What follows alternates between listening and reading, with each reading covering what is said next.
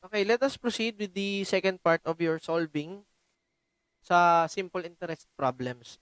I have here 5 more problems.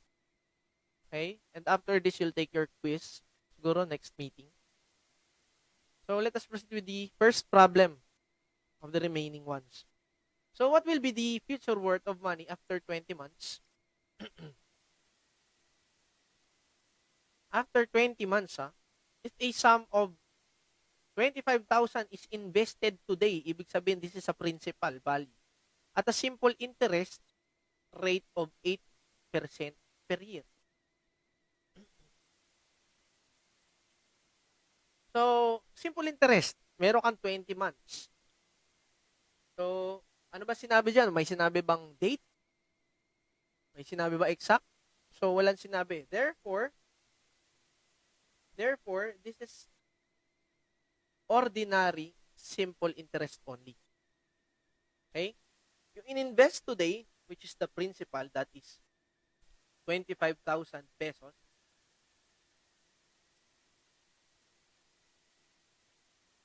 and then you have an interest rate of 0.08 where 8%, and then the number of interest periods, which is 20 months. So this is an ordinary simple interest. So yung number of months na meron ka dyan, meron kang 12 months in a year. Okay?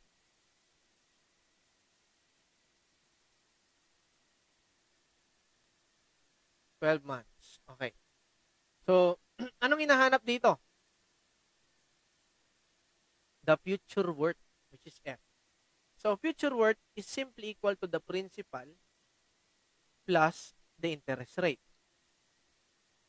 Where your interest rate, diba, going back, is P multiplied to IN, or the principal multiplied to the interest rate multiplied to the number of interest periods.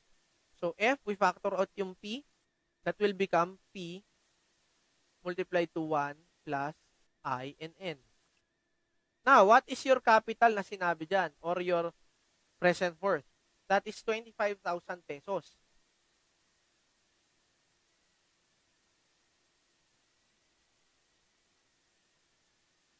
And then the interest rate, sabi dyan, 1 plus, interest rate is 0.08 per annum, multiplied to the number of terms, meron kang 20 months. 20 months.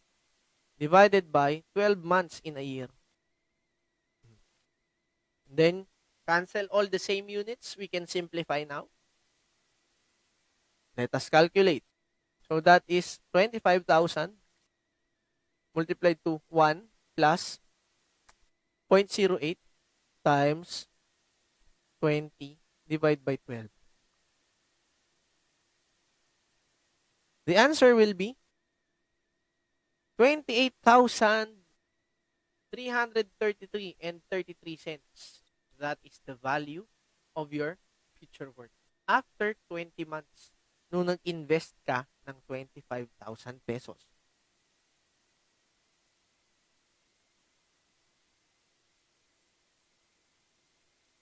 That is for the first problem. Very basic.